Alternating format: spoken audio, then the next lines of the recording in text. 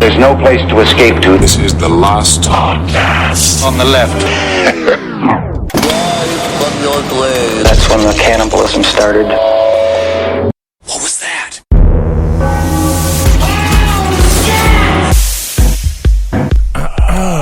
Nice. Dahmer part 2. Dahmer.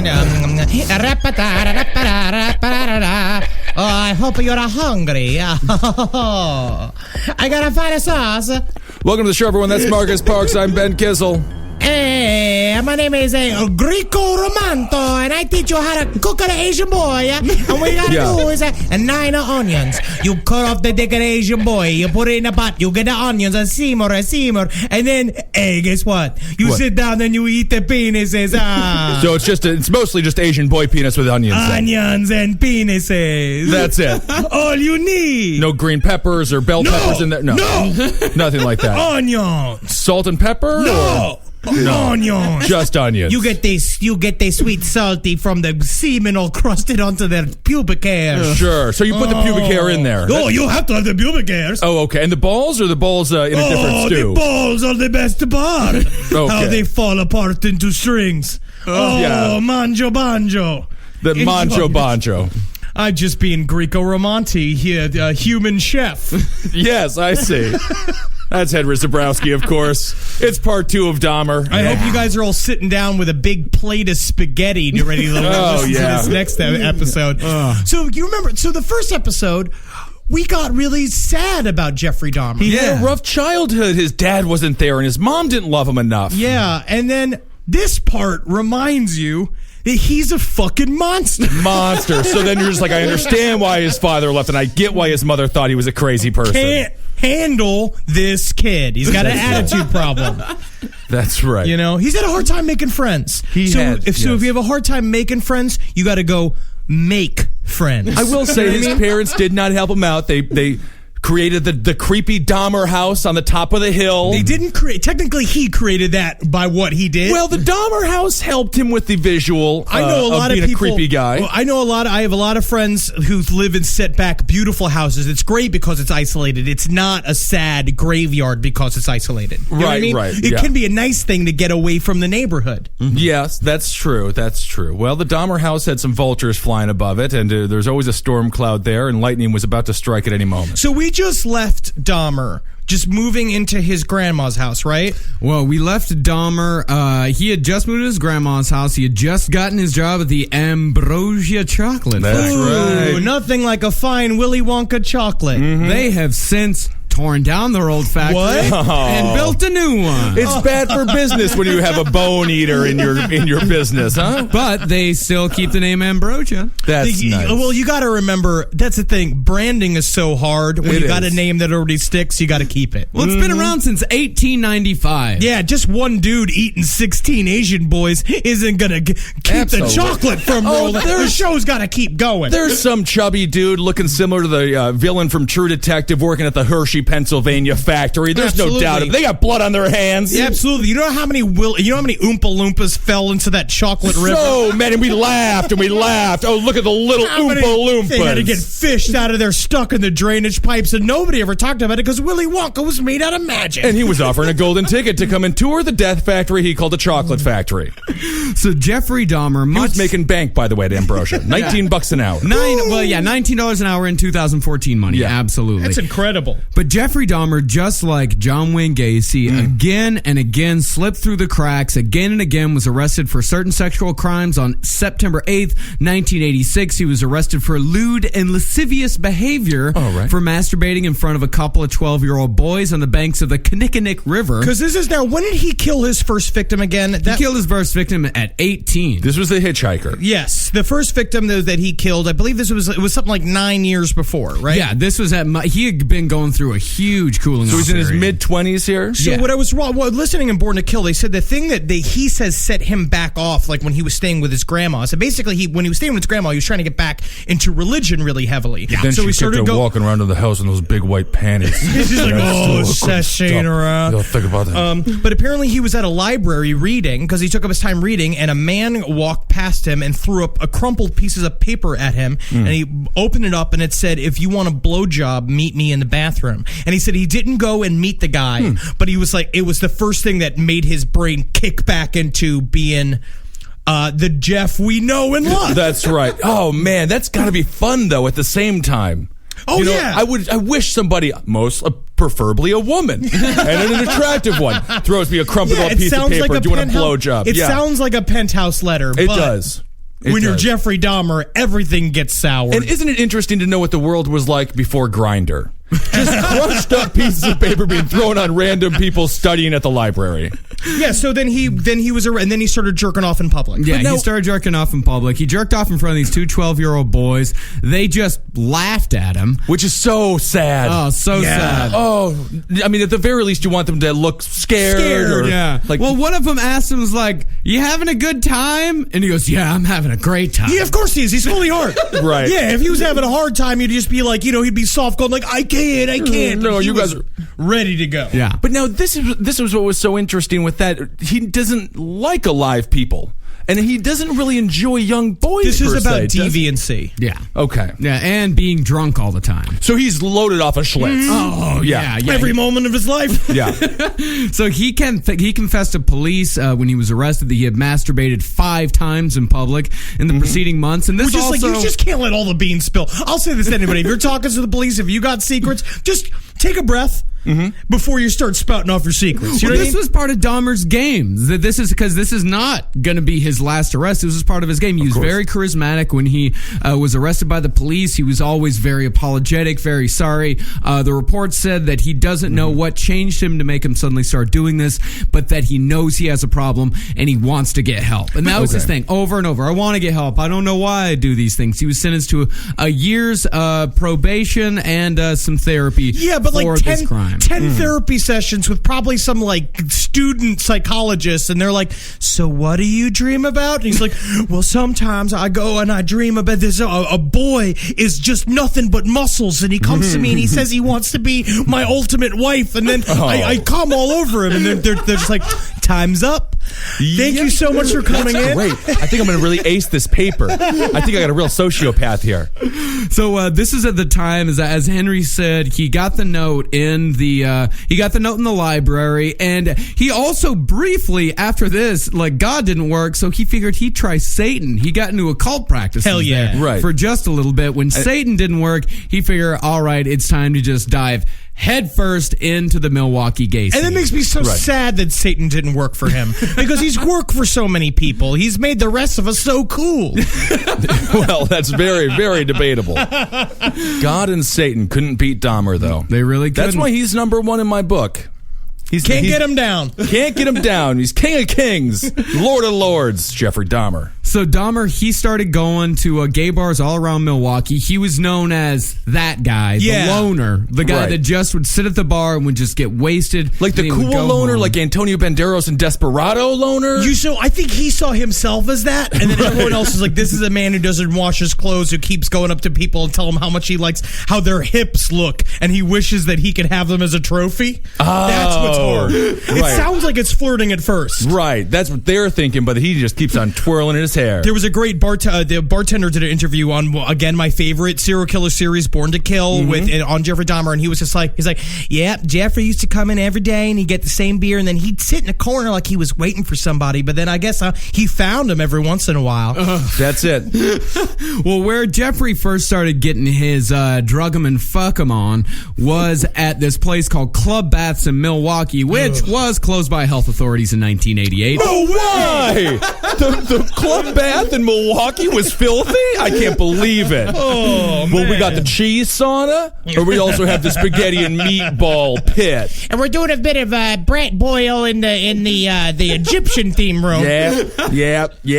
That's all the steam from the brats, Well, if you don't know how a gay bathhouse works, essentially, the men go in wearing towels, and they just kind of walk around, they point to each other, and they say, hey, how'd you like to go to a private room? They go back to the private room. It's so easy. And they fuck. It's very That's easy. so easy and crazy. And he said here that he described it as it's a relaxing place. Relaxing. Doesn't sound relaxing. It truly sounds like hell on earth. And it's just so funny. If you hear about like a San Francisco gay bath club, you're thinking svelte bodies, beautiful nipples. This is Milwaukee secret gay. This is underground. This is Dahmer's guys from SNL, all in a dark cave, trying to pretend like they're not gay and don't want to fuck each other. So Jeffrey, after he started fucking guys on the regular in this bathhouse, he hated the fact that his partners would move during sex. It's always a problem. He hated it. Yes. And so he should have just gotten with a beautiful cheerleader. They don't move at all during sex. Supermodel. Yeah, exactly. So he said that he's trained himself to view people as objects of pleasure instead of actual human beings. And the guy who was the head investigator, what's his name again? Patrick Kennedy, who was great, had the amazing interview on the Jeffrey Dahmer Files documentary. So good. If you've seen it, he was saying, he's like, for the life of me, I don't understand why he had to kill these people. From what I heard, and it sounded like, is that this guy was getting laid back and forth. He's getting laid all the time. Because it's true. Apparently, he was having a lot of sex, but he wasn't getting his itch scratched. We won't get too much into Patrick Kennedy, but YouTube him and just Wikipedia him. His life story alone is almost worth an episode. Yeah. Because he became a secondhand celebrity from Dahmer and left his wife and started banging a bunch of chicks at University of Wisconsin, Milwaukee, and then he had every policeman's dream happen to him, is that you bust the big killer and then you become like... He was a raging alcoholic. He celebrated his birthday, he said, with the telephone was out in his house. He only had one channel on the TV and a bottle of whiskey. And he just was celebrating like his 50th birthday. I did. Yeah, but it's different, Henry. But he was also saying, like, well, I was in my apartment and, I had a bottle of whiskey and no channels on the TV. That's how I spent my 50th birthday. He wasn't sad about it. No, I mean, he's Midwestern. We're not a grizzled people. We're not Pacino, So in 1986, around June, this is when he came upon the first step of what would lead to cannibalism, essentially. This is when he started giving his partner sleeping pills. Because you see a lot of times, I think this happens a lot with serial killers too, is they give themselves little permissions. Yeah. Sure. Where they're like, I'm going to ease my way into my fantasy, making my fantasy real. Because he already did, technically. Because he had that, he had the hitchhiker just show up. And so he did that and it happened to him. Now he's starting to realize, like, I can make him go to sleep a little bit. I can do this. I can just beat him a little bit. I mean, it is similar to any addiction cycle with alcohol. I can have a shot. It's my birthday. I'm okay with that. And the next thing you know, you're fucking, slamming down bottles of Jim Beam and you're in Mexico hanging out with Kenny Powers. It just gets wilder and wilder. So it took him doing this 12 times to get his membership revoked from the bathhouse. Because I feel 12 times. So he was doing this in public. He was doing this in the bathhouse. He was taking his drugs to the bathhouse, and he would say, like, hey, you want a drink? And he'd put the sleeping pills in the bathhouse. There was one instance where a kid almost died because he gave him too much. It does seem like, not that it's okay, but it does seem like this is a common thing. It is a common this thing. is a date rape drug for all intents and purposes. And at this time, there were never any criminal charges pressed because it's 1986 in Milwaukee. No one is going to say they're gay. No. This is the bizarre homophobia effect. Like, we talk about with, like, black prostitutes and things like that, how the cops just kind of left them alone. It's a lesser than, they just don't want to deal with it at all. No one wanted to acknowledge that gay people existed. Absolutely not. That's where same thing with the Gacy thing happened for the same reason, because you had to keep these secrets. And then again, in the Satanism and the government thing, it creates a network of secrets. Everyone has to keep your secret. Yeah. So Dahmer, after he has his bathhouse membership revoked, that's when he starts taking people back to either hotel rooms or to his basement in his grandma's house. Can you imagine going to some guy's grandma's house's basement to have sex with him? An adult, a mid-20-year-old man. I want to know how he got his license revoked. I just feel like he was like a big fat, like, John Hughes 80s, like a woman who used to, like the woman who worked at the airport in planes, trains, and automobiles.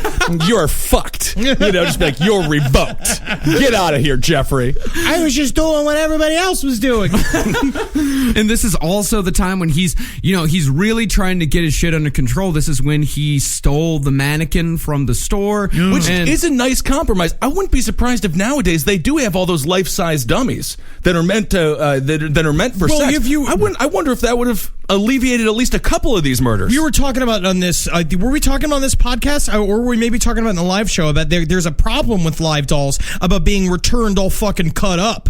Oh, yeah. The people return, basically they get them and they slice open their fucking bellies like they're looking for some organs. Right. And then they fucking send them back being like, this one didn't have any organs. Yeah, this one's broken. So that's a bad day on the job. Can you imagine that your job is to accept returns at the live doll from factory? human sex dummies? Oh my. Well, Grandma made Jeffrey return his sex doll. Well, yeah, because she found it and she made him throw it out. I love it. He's sort of living like what was it, Maximilian from Confederacy of Dunces? Yeah. Is it Max? No, it's Ignatius. Ignatius, yeah. You don't understand me, Grandma. Get out of here, Grandma. Why, this mannequin is among the most boisterous things I've ever had the pleasure of owning in my life. Can you imagine Grandmother? Grandma finding his semen-encrusted fucking mannequin torso? You know that he'd put like a wig on it or like something like Probably to make a it knife through its chest. And she's just like, Jeffrey, leaving his toys around. She's a 60, 70-year-old grandma from the Midwest. She has no idea what could possibly be happening to that mannequin. No, she doesn't. And you know who else didn't have any idea what was going to happen to him? Stephen Tuomi. Yeah, Stephen Tuomi got the surprise of his life. Yeah, and the surprise of his death. Am I right? No, you are. Yeah. Thank you, Marcus. Thank you, Henry. It was in November of 1987. Stephen Tuomi, 25 years old. He got picked up at Club 219, which was to become one of Dahmer's 3 favorite pickup spots. He was from Ontonagon. Is that correct, Ben? I don't know. You pronounced it so bad that I have no idea what that would be. Ontonagon. Ontonagon, okay. I think it's pronounced Antonagon. That sounds right. Yeah, Antonagon. Yeah. So they both went to the Ambassador Hotel, which... Classy. Classy. It is classy. Yep. It was a heroin hotel. A seedy rooming house. Yes, a seedy rooming house, yes. And so they got wasted, they passed out, and when Dahmer woke up, Tuomi was dead, blood was pouring from his mouth, and his chest was completely crushed in. Now, this is where also... Dahmer had beat him to death with But Dahmer doesn't remember doing any of that. He said he did it none of it in a full blackout state, and he said he woke up, he was surprised that he had done it, that he had not prepared for it. And again, this shows the tremendous physical strength that Jeffrey Dahmer had. Because his parents put him in martial arts and weightlifting school, which is insane. So Dahmer, he bought a suitcase from the nearby Grand Avenue Mall, which is also coincidentally, he picked up a lot of his later victims at Grand Avenue Mall. He put the corpse inside, called a cab. He took the corpse to Grandma's house, unpacked it, masturbated on it. Have you heard the story, too, is that when the cab driver picked him up, this is totally true, cab driver picked him up, was lifting the bag into the back of the cab, and he's like, hey, buddy, what do you got in here, buddy? And Jeffrey Dahmer was like, yeah, I do. And they were like, I'm telling you, the sense of humor in the Midwest can be too good sometimes. Because, because he probably had a long, full, just like a, yeah, it's in there. Yep. You got to open it up and take a look at it. We'll just put it in the trunk. These guys. So the next morning, Jeffrey takes Tuomi's body. He severs the head, the arms, the legs, the torsos, fillets the bones from the body, cuts the flesh into tiny little pieces, puts the flesh in plastic garbage bags, puts it outside with the rest of the trash. He smashes up all the bones with a sledgehammer. Took him about 2 hours, which is pretty quick. I mean, he's a pro.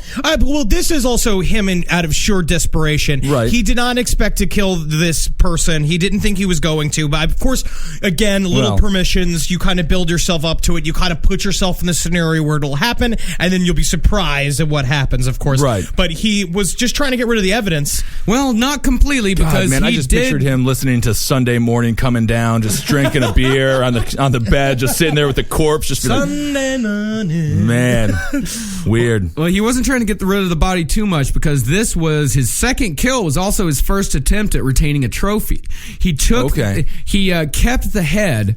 wrapped up in a towel for about 2 weeks. And then he boiled the head in a mixture of a cleaning liquid called Soilex. I've never heard of Soilex. I've never heard of Soilex It just either. sounds like it's a thing you specifically use to melt flesh off a human body. And that became Soilex. He did use that throughout his career. It was Soilex and bleach. Hey there, Steve. You want me to boil you to get the skin off your face? Oh, yeah, Jeffrey, yeah. They always say yes. Get the Soilex, Jeffrey. You are funny, Steve. Yeah, that scenario comes up later. But unfortunately, he boiled it in Soilex and bleach, and it rendered the skull very brittle, and it wasn't, he couldn't really use it. He was using it to masturbate with, but it was falling apart. He overcooked it. Yeah. Isn't that sad? Yeah. It's just the stories of a beginning chef. When I was first teaching myself to cook, I burned things all the time. But now you just get into a groove. Yeah. Well, the funny thing, or not the funny thing, but he, it's kind of a funny thing. He was never charged with this murder because they were never able to find a body. Investigators, they even considered charging him with failure to report a death. Right. Jesus which Christ. in Wisconsin is a Class B misdemeanor, a fine not to exceed $1,000, or imprisonment not to exceed 90 days. Oh, well, he could have gotten off easy The then. 80s were different. The 80s were just a different time. Yeah. And I think this is a very interesting thing because this is Dahmer's first kill after 9 years. And he says that he blacked out, and the Dean of College of Criminal Justice at Northeastern Gave him double secret probation. Ooh, well, you can't kill a horse in the goddamn guy's office, you know? That's an Animal House reference. His name's James Allen Fox. He had something fairly interesting to say. He said maybe his victim said something to him that made him block out what happened. Even to a serial killer, some things may be too traumatic to remember. It was the 50 Schlitz. It was the 50 Schlitz, the pills he was taking, and the whiskey. Hey there, buddy. You ain't gonna make me into a human lamp, are ya? Yeah. No, just a porridge. So after this is when the killing truly begins. This is this is him going into full berserker mode for the first time. Yeah. He'll do it 2 times in his career. And this is him just, school's out for the summer for Mr. Dahmer. He's having fun now. Yep. 2 months later, he met 14-year-old Jamie Doxtater outside of Club 19. Jamie was a young kid who used to just cruise outside of the bar. At 14? At 14. This happens again and again. Man, we made movies with my friends in the park at 14. Well, I kissed a girl and it was just like, I listened to Hanging by the Moment. Yeah. You know that song over but and over Lighthouse again? or something like that? Moment, Oh, no. Oh, right. No. I think you guys have sung that before. If there's a fan out there listening, try to find them, listen to them, whatever. I don't want to think about it. Was Drops of Jupiter? Oh, terrible stuff. That's when I was 14. But this is 87 now? 87, yeah. So he's around listening 87. to Twisted Sister and Motley Crue, some Guns N' Roses, some real good shit. Yeah. You know?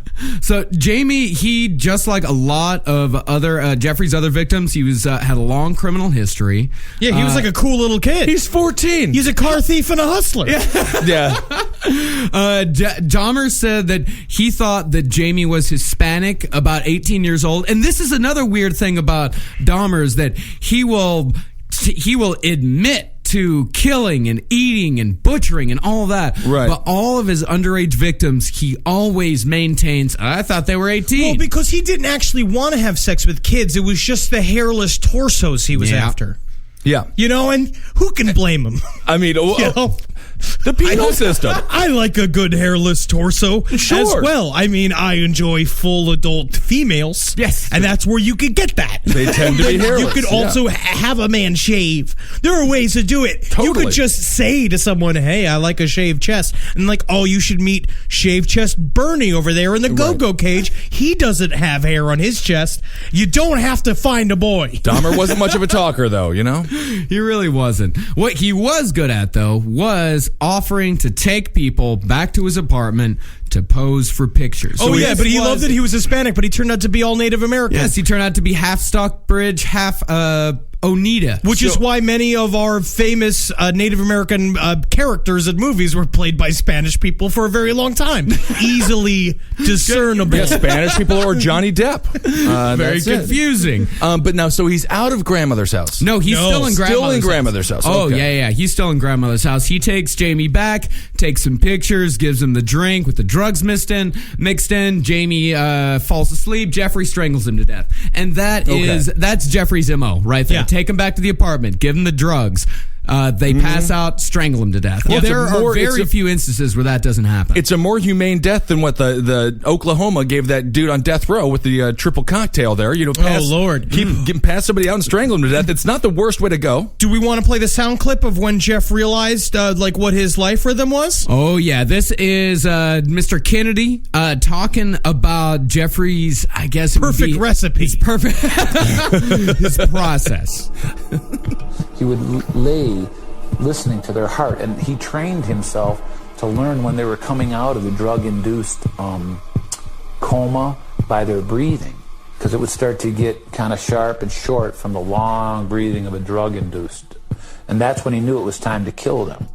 Ooh. And that's what he said. And that's why he'd strangle him, because that was the least painful way to kill him. Yeah, and if you remember, this goes back to when he was a kid. If you remember from the first episode, he used to do the same thing to his childhood friends. Yes. He would sit there and he would listen to their chest to listen to their heartbeat. Right. I mean, this was something that had gone back a long And again, Well, if it wasn't such a perverted brain, he would have been a pediatrician.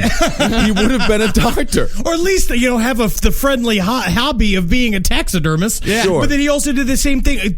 We're just watching him play out his childhood games in the adult world. Yeah. Right. So how Michael Jordan used to play basketball when he was in middle school. He says, Yes. one day I'm going to make it to the pros. Just I'm going like to win that. all the championships. Just like that, yes. So now he's starting to win some championships. Because he wants to see some bones. He wants to get Right. that ring of seeing how many times he could look at a liver. And I'm not sure who's crazier, Dahmer or Michael Jordan. They're both sociopaths. When I went to see bones, I go to the Natural History Museum. Yeah, or you just go back to Texas.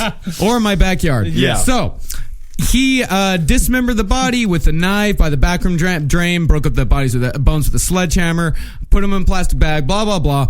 He didn't remember the face, Jamie's face, when cops showed him a mugshot. He didn't remember the face, but the odd detail that he did remember, he remembered that the boy had 2 scars close to his nipples that were about the circumference of a cigarette. Real odd. Oh, the kid was probably abused by his uncle or something at a young age and had cigarette burns there. I just like how perverted Jeffrey Dahmer is that you just blah, blah, blah'd over him cutting up a corpse and putting it into a plastic It bag. happened 16 times. Yeah, I'm just saying, usually blah, blah, blah over a bad conversation that occurred, but... So 2 months later, Dahmer meets Richard Guerrero. The process is identical except for one very important escalation. This is the first time that he actually has sex with the dead body. Ooh. Yeah. And this is where we're discovering his favorite flavor, which is that. But then I also love that the parents of Richard Guerrero is like, our son isn't gay. Yeah, our son's not gay. It came out, they said it was just like, the only way that I think Dahmer could have got him was by luring him with money or a party, which kind of makes him sound gay. Yeah. Makes him sound really gay. Saw a This is movie just called like- Party Monster. That's exactly what happened to the person that got killed in that movie. So the family, they spent thousands upon thousands of dollars on a private investigator. This is sad. The private investigator, they found out that the guy never even worked on the case. And when they asked him, it was like, what happened to him? He goes, maybe a drug deal gone bad? I don't know.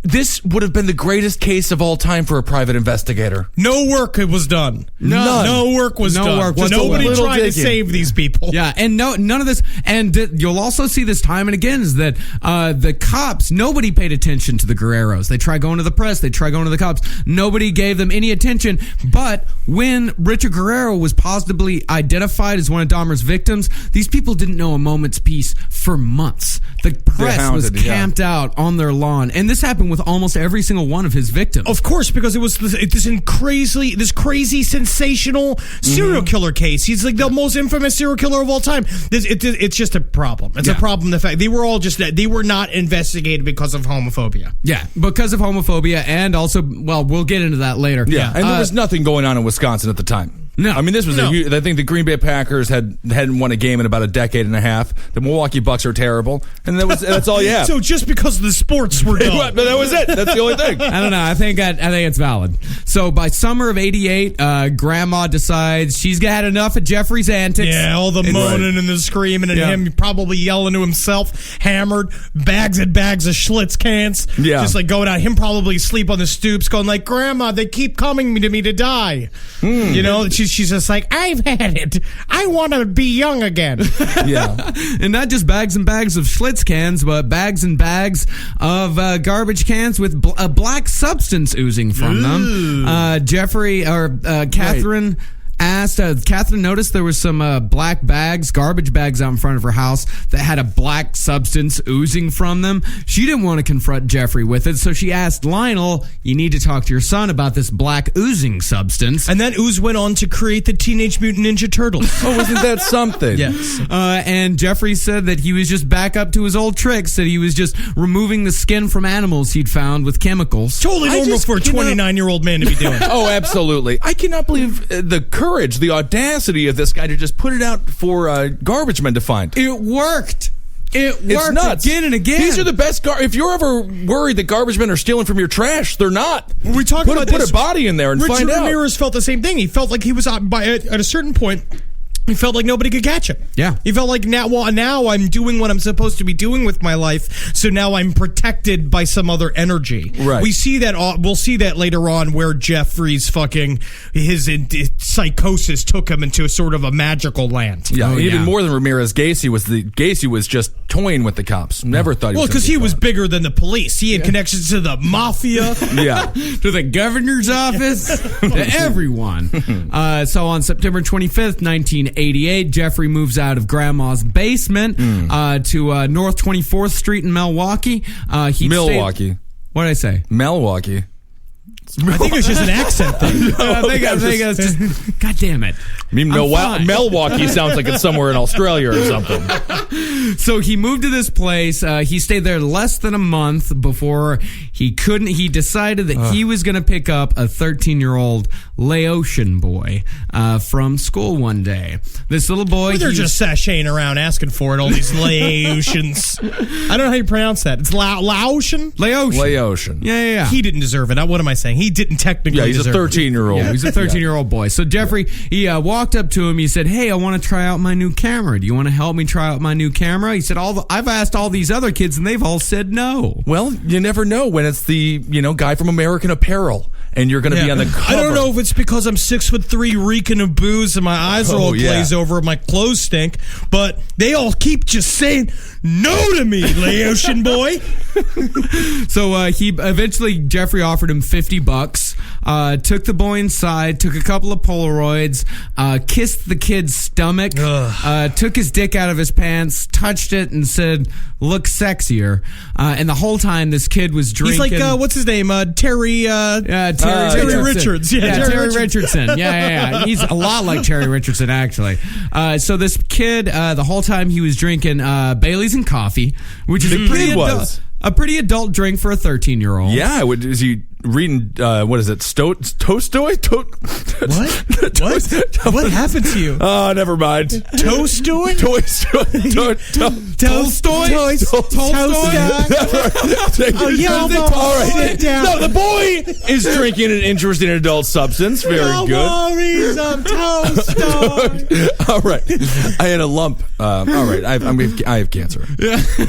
So the Baileys and coffee, that was, of course, mixed with Halcyon. Yeah. Which Halcyon is a cousin of Valium. Sounds relaxing. It does. Yeah, I'm sure it was very relaxing. But however, Jeffrey did let the boy go. He went home, and of course, the family noticed that something was up when the kid kept bumping into walls and couldn't really speak. They took him to a hospital. His dick was out. Yeah. I'm sure Jeffrey tucked that one back in. Like, oh, no, wait. Let's save that for later. Before you leave. So they took him to the ER. They confirmed that there was drugs in his system. The boy said that he'd gone with a sandy-haired, soft-spoken man. Okay. They were able to narrow down in the neighborhood because Jeffrey was a registered sex offender at this time. So they were able to... and also working for the chocolate factory. Which is where they arrested him. Which is like being a special ops guy who's back home who starts working for a bullet factory. Yeah. They arrested him at 2:30 a.m. The next day. When they asked him, like, listen, didn't you know he was underage? Jeffrey's response was, it's so hard to tell. Wasn't he outside of a middle school when he found him? Yeah, he was a freshman in high school. Yeah, you tend to know if people are Catholic, if they're coming out of a Catholic church, or, underage if they're coming out of a middle school. It's like he was looking for little boys. Yeah, it was almost like he was hunting them. So about the drugs, Jeffrey said that, hey, listen, that's the coffee cup that I used to drink my Baileys and coffee and Valium. So there was probably some residue left in there. It just seems like a whole weird combo to say, every morning I love to have I'll have about an inch of Baileys, a splash of coffee, and then I toss a cup of Halcyon in there just so I'm good enough to fly the plane later on. Well, you are working at the world's slowest chocolate factory, Ambrosia, so I understand. I think his boss, if he had heard that news, he'd have been like, oh, yeah, we're all on Halcyon. Yeah. We don't want none of that Lucille Ball stuff going on where the chocolate's coming too fast. You can't handle it, So Jeffrey, he pleads guilty. He is charged with sexual exploitation of a child, second-degree sexual assault. But while awaiting sentencing, that's when murder number 5 comes. So he is ballsy as hell at this point. Well, he's just hammered. Yeah. Again, he's just like, I feel like the confidence you saw in a Bundy or Ramirez is replaced by the fact that this man gets blind drunk, and that's technically when he's at his best. Yeah. That's when he's at his most forward. Like, he's making moves. He feels like he's Michael Jackson in that, video where he's got the white shirt and the black pants. He does the moonwalk for the first time. So black and white or something like that. Yeah, he feels like he's... and I would have loved to see him. Every time he walks in, going like, hey, to everybody he meets. Yeah, I would have loved to see him when he does start dancing at these clubs like 219 or whatever, where he just kind of walks backwards. Hey, look at my moonwalk. I am moonwalking. Look at me moonwalk. You're just walking backwards, and there's a wall right and Hey, I like your moves. You want to come back with me to my place? Oh, well, I won't be killing you tonight. Yeah, you're lucky. That's how he hits on people. Is just like, hey, you're lucky I'm not asking you on a date. I'll see you later, buddy. Yeah. So he takes Anthony Spears, who he meets at La Cage aux Folles. Which is, the La Cage aux Folles is the gayest name you can call a place. So if you're trying to hide, that's not the way to do it. Not the way to do it. You call it like Mansburg. That's what you call the big old manly bar. That's right. Steel Town. Ooh, yeah, I want to go there. Sounds like a tough sports bar. Anthony was Jeffrey's first victim of African American origin. He's a very diverse killer. All the rest of his murders would all be black. Because we found out because they have the hairless chest that he searches for the most part. And it's also the neighborhood that he lives in now. So yeah.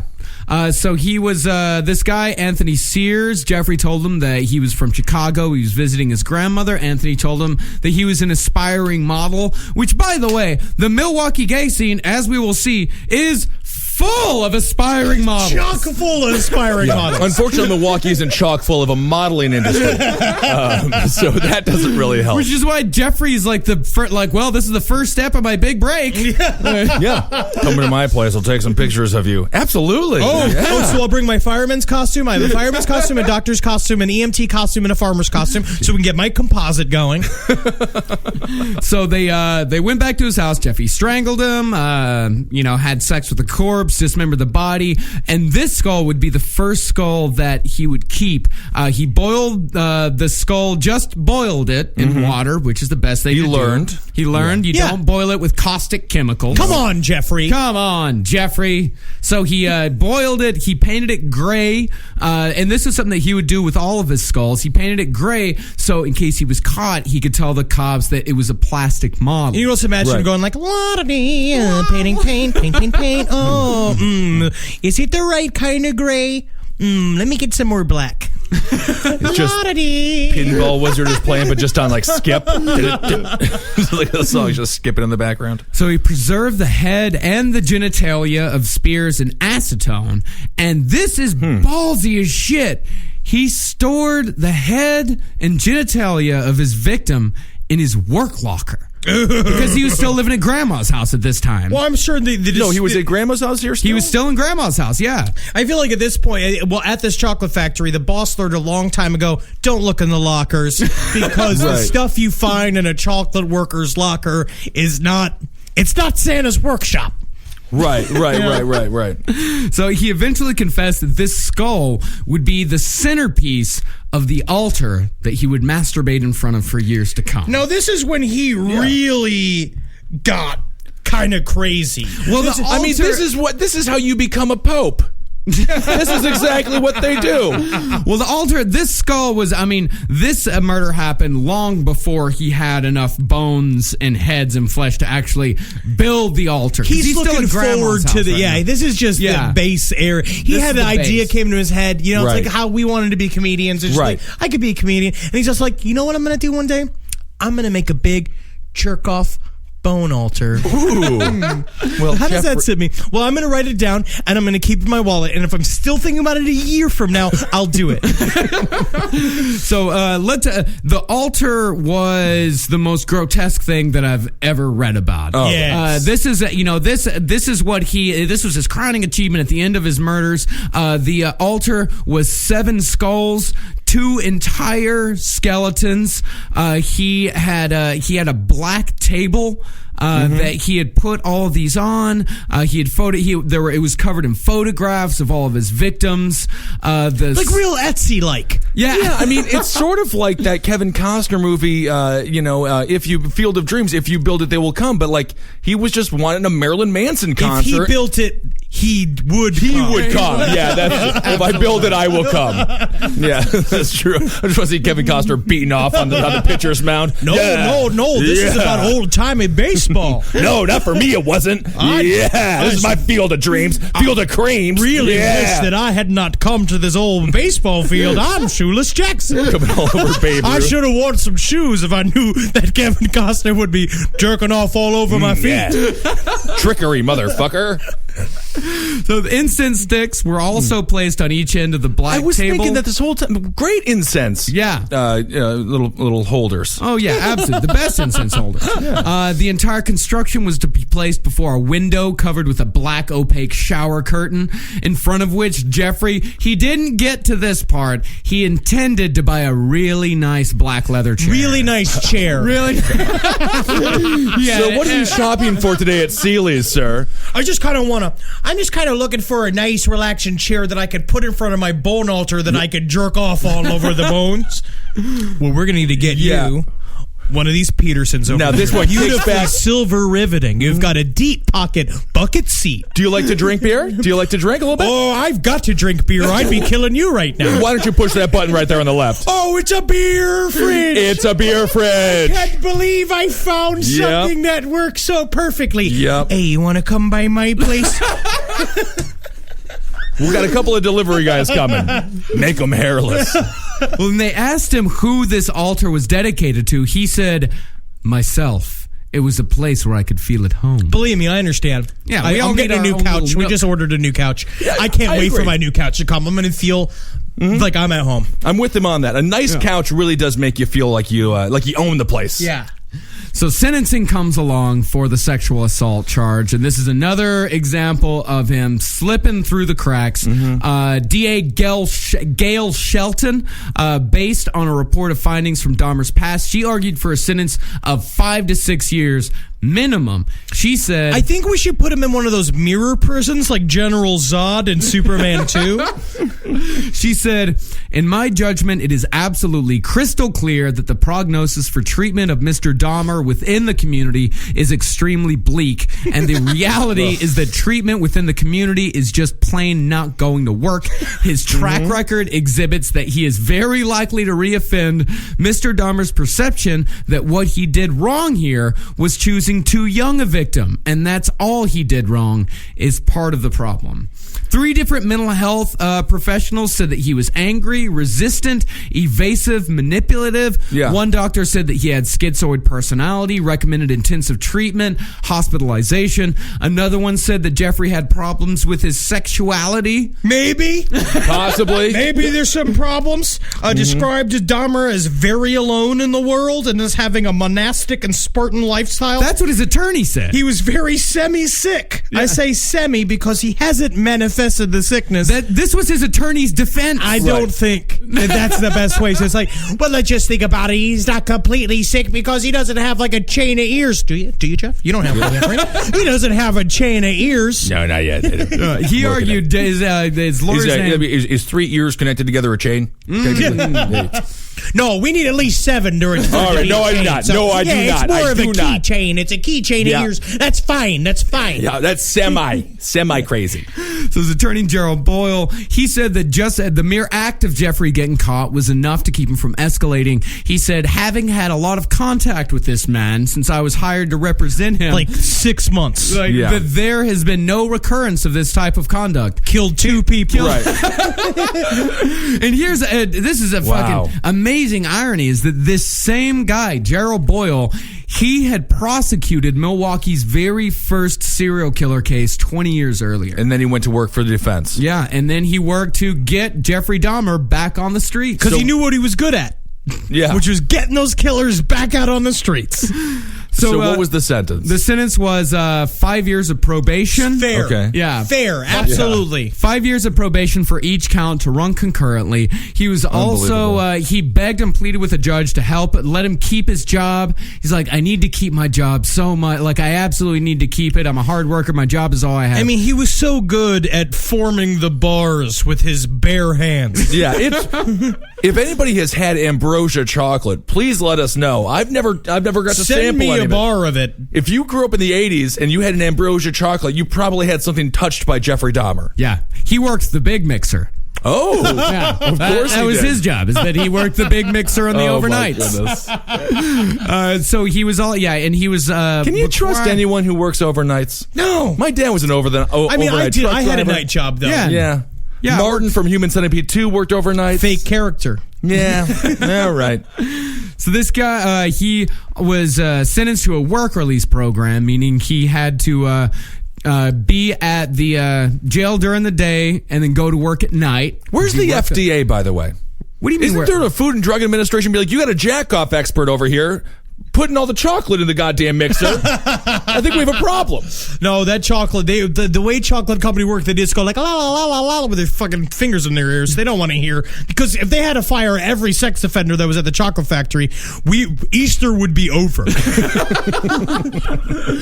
So here's what's fucked up, is that his parole officer was supposed to make twice monthly home visits to Jeffrey Dahmer's home, but because she had so many cases and because Jeffrey lived in such a terrible neighborhood, she never went to his apartment. And when you say cases, you're talking about cases of PBR. They're all drunk. I'm telling you. The detective is drunk. Everybody is drunk in Wisconsin. Yep. So Jeffrey, after being released from prison, he moved back in with his grandmother very briefly and then moved into the infamous apartment 213 on 924 North 25th Street in Milwaukee. Milwaukee, Wisconsin. His Graceland. Yes, it was. And over the next... And man, they demolished that entire building. And they're not even putting anything on top of it, are they?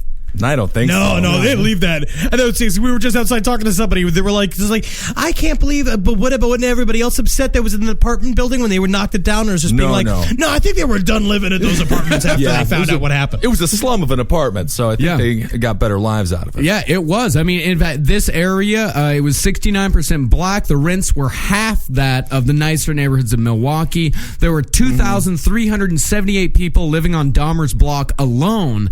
And here's another thing about talking about nothing going on in Milwaukee at that time. Milwaukee was having a record year for homicide. Oh yeah, so it was total ape shit. It was the same thing that was going on with the Zodiac killings, where it was like you have there's a massive violence happening in an area. It's the perfect place for a serial killer to be operating. Cops would not go past. It was I forget the street. They would not go past it. It was like on Oakland and whatnot. Yeah, they would just never go down there. But as a delivery driver for Jimmy John subs, I would. Because I believed that everybody needed a wonderful, all meat, all cancer-causing sandwich.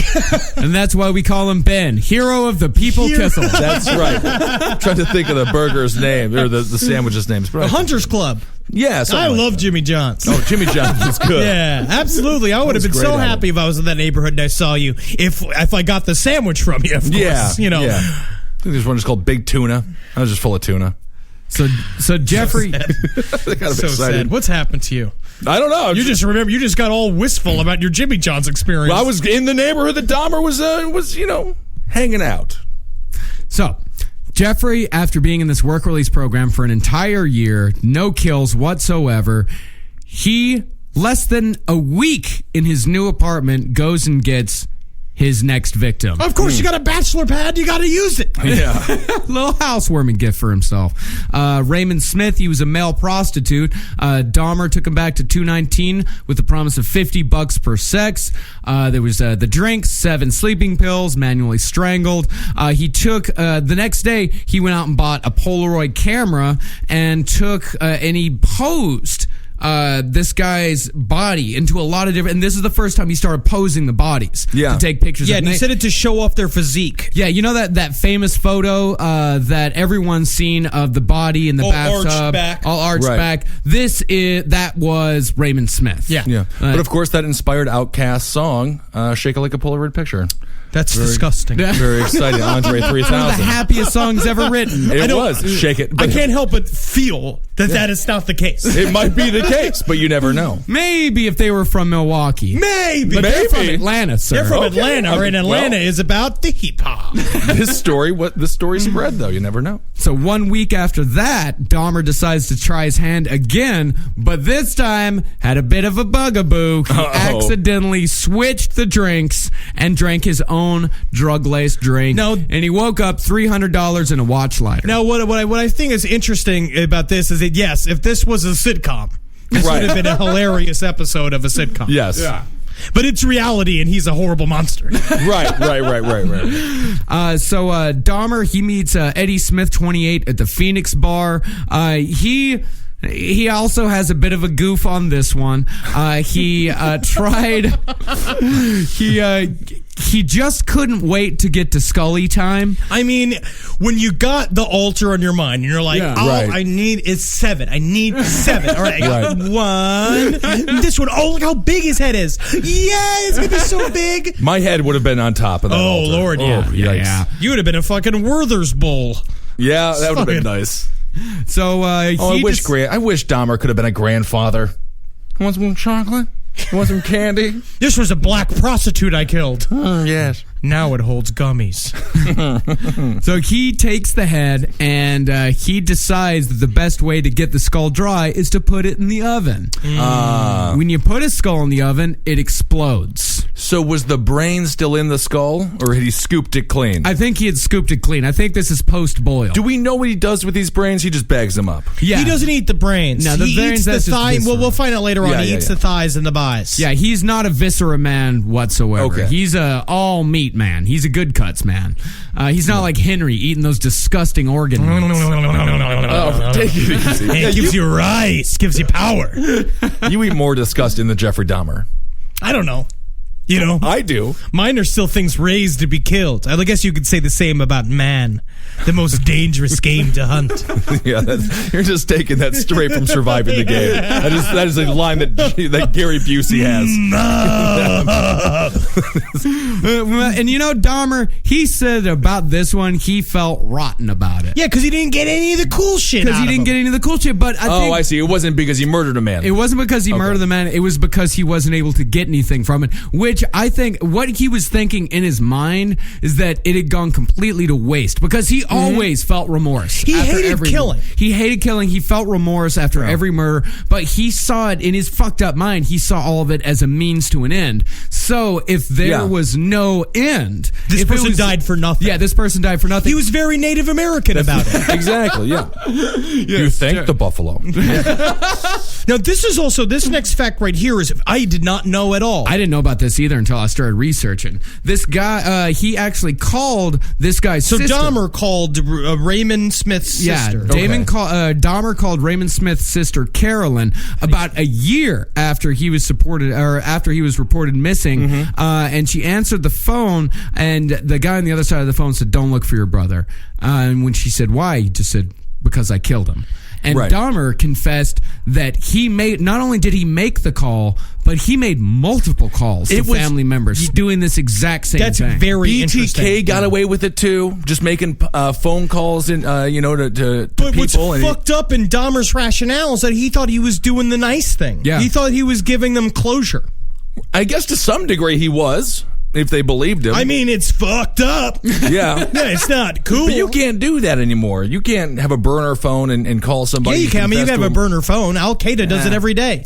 And we can't seem to find them, and they're growing, and they're more dangerous every week. And this war's going to continue until we get every last one of them. Mm-hmm. True.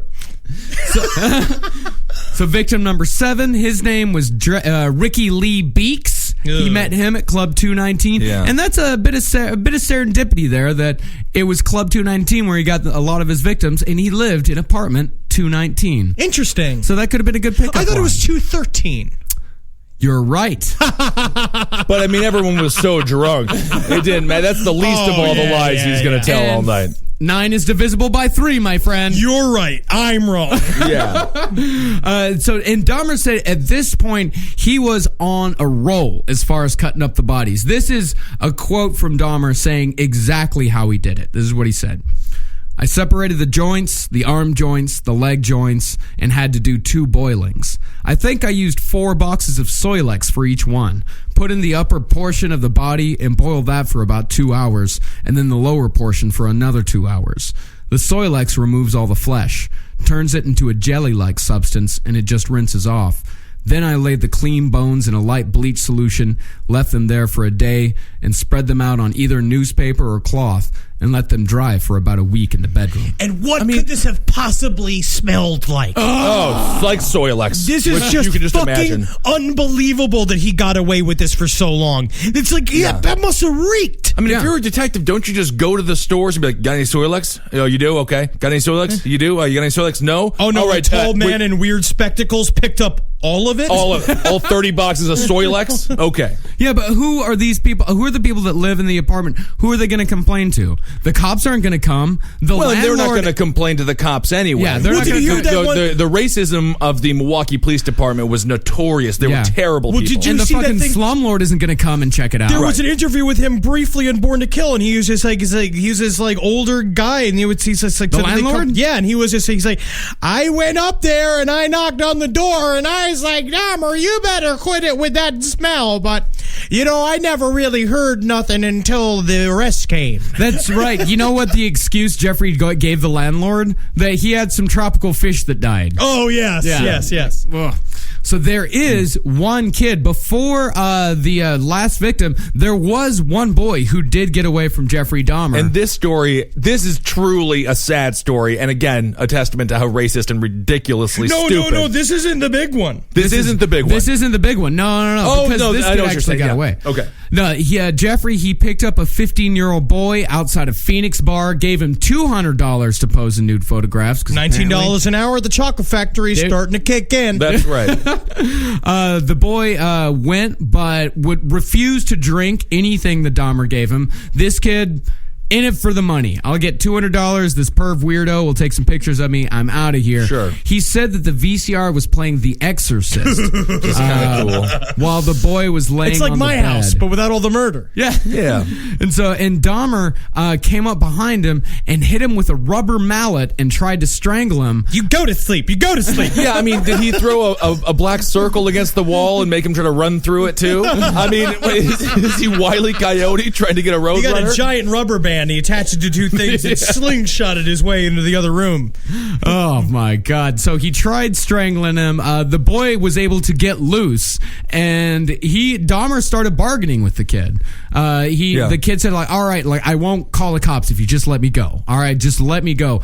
And Dahmer, I think at this point, realized that he wasn't going to get away with his regular strangling them in their sleep. If he was going to kill this person, he was going to have to kill them with their eyes open, screaming, struggling. And he couldn't do it. He couldn't do it. He absolutely. So he let Different the kid than go. Bundy, who needed that. Yeah. Yo, yeah, most people. Again, he's Yeah. a product killer, not a process killer. So Jeff calls a taxi for him.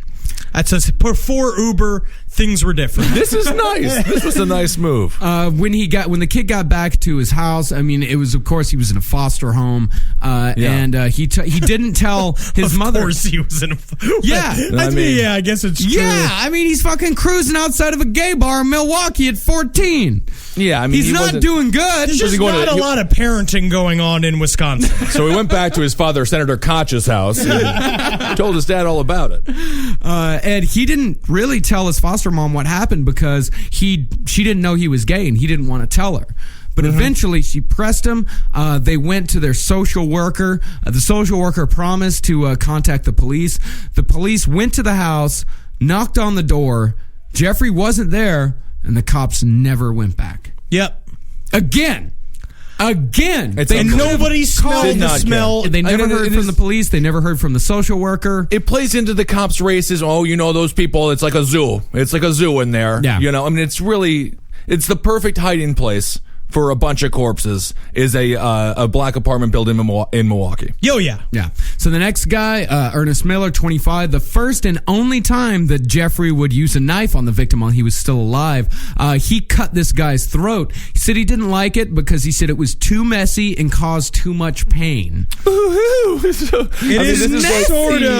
messy. Well, it's true. It's because he just didn't like it. It drove him nuts. You know that in between killings, he was literally just sitting, rocking himself to sleep all night, like just getting power hammered so that he could even go to sleep in his fucking world of mayhem that he was living in now. Yeah. Well, I mean, this one, Henry, the scenario that you brought up earlier, this is when it actually comes to fruition.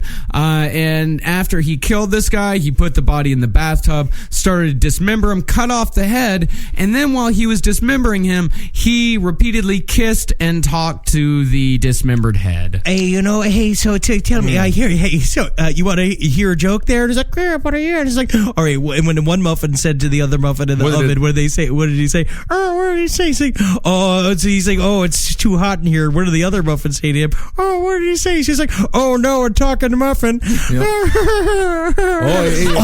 Fuck, I'm fucking your mouth. I'm fucking your fucking mouth. I'm fucking your fucking mouth, Ed. Yeah, that's good. Yeah. Hey, what do you call cheese that's not yours, eh? Oh, nacho cheese. No, fucking your mouth. I got to fuck in your mouth. Well, speaking of, and of course, Dahmer, he completely dismembered it. He stripped the body of all the flesh. He hung the skeleton in the shower and photographed it. And now I think it's time to hear a little bit about what Jeffrey did in the shower. Oh yeah. This is when things started to get weird. Yeah. He would come back from work and make love with the dead body. He would sleep with it. He would lie with it.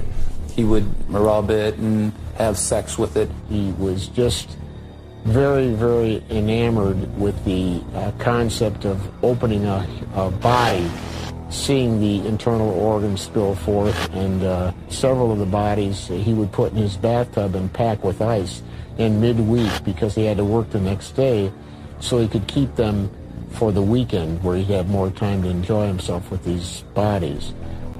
He said to do that he'd have to shower with cold water so he wouldn't melt the ice. It was uncomfortable. It was well worth it. Everybody is working for the weekend. God damn. What are you going to do this weekend, Bob? I'm going to have a couple of cold ones. Oh, all right, Jeff. I just cracked myself up. Well, I'll be seeing you. Yeah, I was going to go on my yacht with the kids. I hope y'all don't burn the caramels. Okay.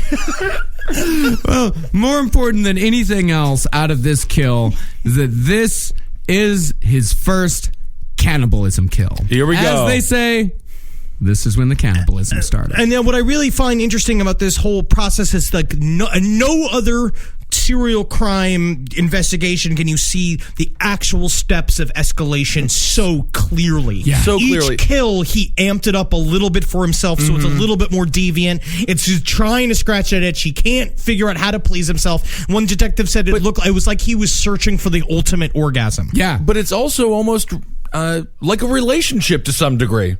You know, you don't have sex with the gal that you love for the first time in the ways that you're going to be having sex with her 10 years down the road when everyone gets each other's fetishes and things. I mean, this is like an actual... Yeah, sometimes you gotta kill her. Well, no, I mean... Sometimes you just gotta kill her. I mean, he started with, He started with that. with a high level, so I mean, then you gotta start eating them, So victim number 9 was his only non-sexual kill. David Thomas was just too ugly. Yeah. Isn't that sad? Yeah, he took him back to the apartment, and the only reason why he killed him was because he was afraid that David would be angry with him. Well, I bet he's angry up in heaven right now, being like, I wish we would have gotten brunch instead, Jeff. Yep.